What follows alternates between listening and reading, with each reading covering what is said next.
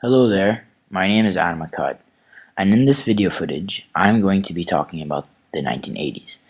Though some might recognize or remember this time as a decade of hipsters, Rubik's Cubes, and lava lamps, there have been many events that impacted the world and international relations during the 1980s. For over 50 years, there has been great tension between Great Britain and Argentina over who had claims to the Falcon Islands, which were a small group of islands off the coast of Argentina. Great Britain occupied the islands from 1766 to 1833, even though it made much more sense for Argentina to claim the lands. The islands were right off the coast of Argentina, while they were thousands of miles away from Great Britain. In 1983, Argentina invaded the Falkland Islands. This caused a 6-week war between Argentina and Great Britain. On April 10, 1983, the United States announced that they would aid the British because their alliance with them was more significant than their alliance with Argentina.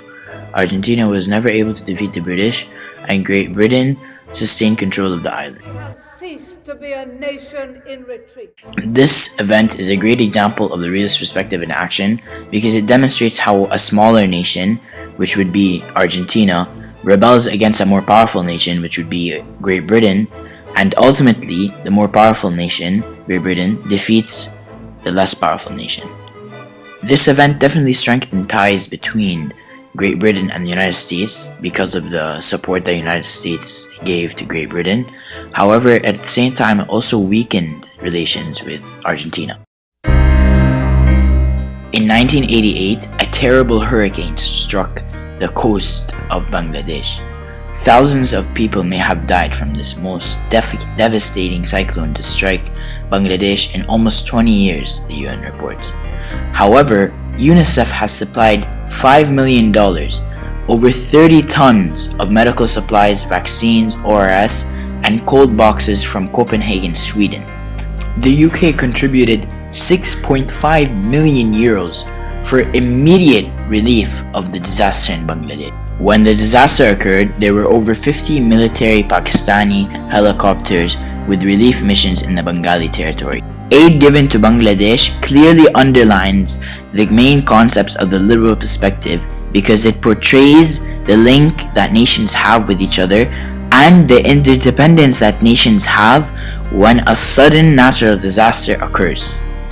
The disaster actually strengthened ties between Bangladesh and Sweden and England because of the support and aid that the nations gave to Bangladesh.